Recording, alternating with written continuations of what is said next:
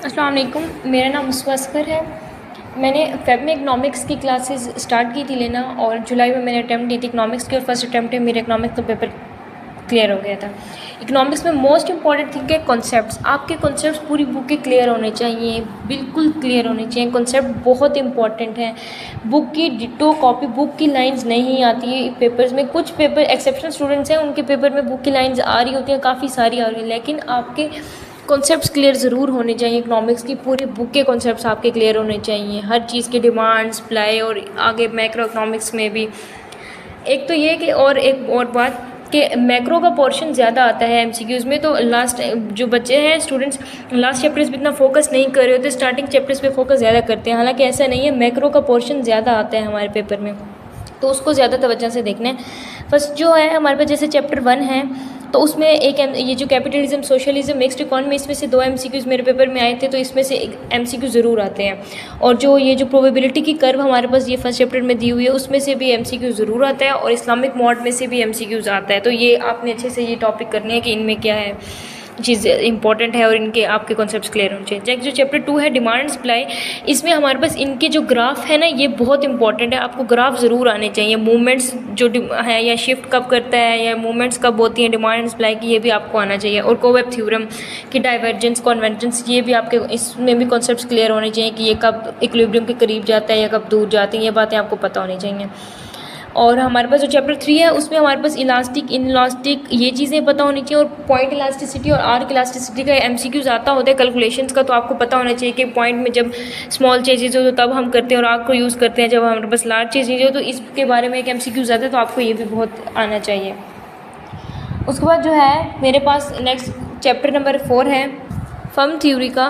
Firm theory में एक तो मेरे पास स्टेजेस ऑफ प्रोडक्शन ये मुझे आनी चाहिए, और परफेक्ट कंपटीशन, मोनोपोली, एलिगोपरी, ये जो टॉपिक्स हैं ना, इनके एक तो हमें चीज़ें सारी पॉइंट जो भी हमारे इन्होंने मेजर्स दी हुई हैं वो पता होनी चाहिए, और जो शॉर्ट रन और लॉन्ग रन की जो इनके ग्राफ दिए हुए हैं चैप्टर में, ग्राफ हमें बहुत अच्छी तरह आने चाहिए पेपर में। बहुत आ रहे हैं ग्राफ स्टूडेंट्स के पेपर में, तो ग्राफ हमें सारे क्लियर होने चाहिए कि प्रॉफिट मैक्सिमाइज कब होता है, नॉर्मल प्रॉफिट कब होता है। ये हमारे पास जो टॉपिक्स हैं ये आपको बिल्कुल क्लियर होना चाहिए ग्राफ के हवाले से।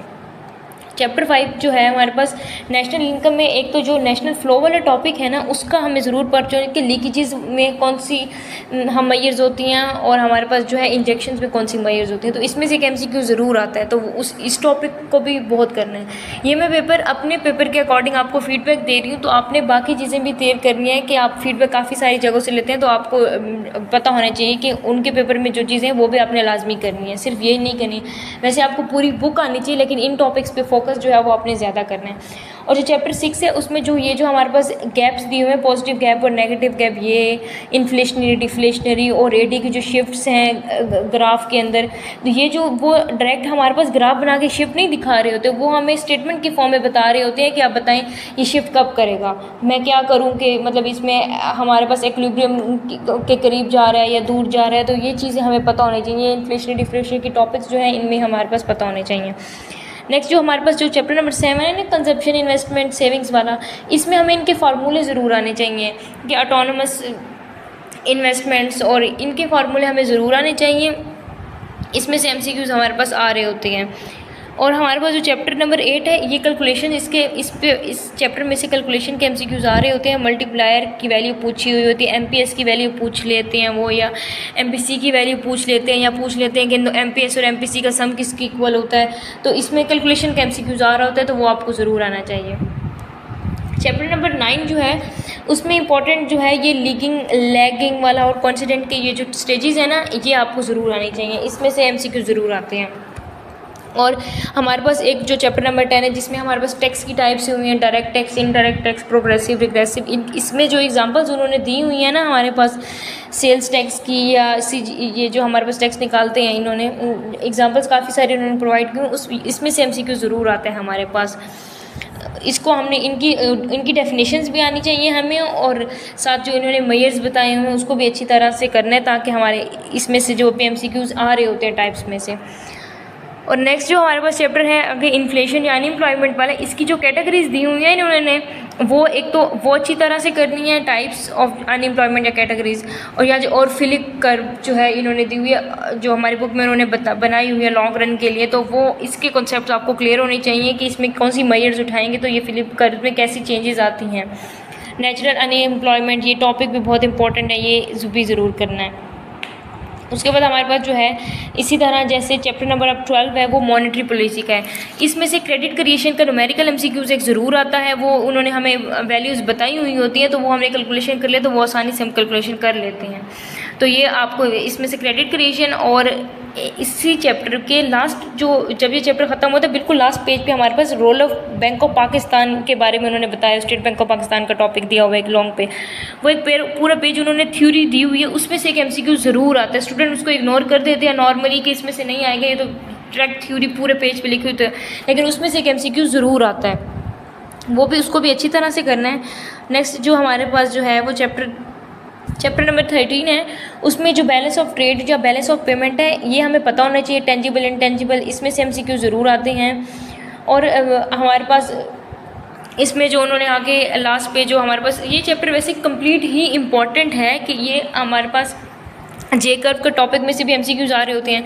मेरे पेपर में लास्ट 2-3 चैप्टर्स में से एमसीक्यूज़ बहुत ज़्यादा आए थे और वो बहुत ट्रिकी थे, तो आपको इन जो लास्ट चैप्टर्स हैं इसके कॉन्सेप्ट बिल्कुल क्लियर होने चाहिए। आपको बच्चे लास्ट चैप्टर्स पे तवज्जो नहीं दे रहे होते, हालांकि इस चैप्टर्स में से बहुत मुश्किल एमसीक्यूज़ बन रहे होते हैं। उन्होंने घुमाया हुआ था मैं एक्सपोर्ट्स बढ़ाएंगे या कम करेंगे, इम्पोर्ट्स को हम क्या एडजस्टमेंट करें इम्पोर्ट्स की, appreciation of domestic currency, depreciation of domestic currency, devaluation, ये चीज़ें जो हैं रीवैल्यूएशन, ये जो टर्म्स है ना ये हमें बहुत अच्छी तरह से आनी चाहिए। मैंने असाइनमेंट नहीं की थी सर स्नैन की, इसलिए स्टूडेंट्स मैंने उनसे रिव्यू लिया था तो स्टूडेंट्स कह रहे थे कि उसमें से 12 to 13 एमसीक्यूज़ उनके असाइनमेंट में से आए हैं, किसी को आए हैं, तो ज़रूरी नहीं है कि आपको आएँ।